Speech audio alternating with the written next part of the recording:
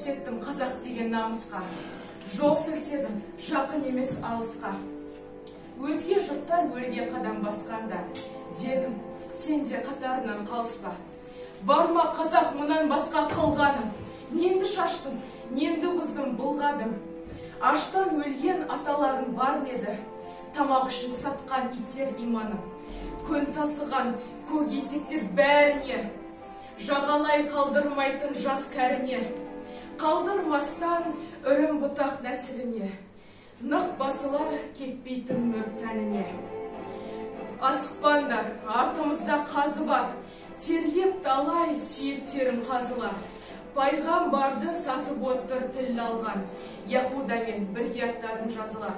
Қинамайды абақтыға жапқаны, қиын емес дарғасқаны атқаны. Маған ауыр осылардың бәрінен өз ауылымның иттері үріп қапқаны.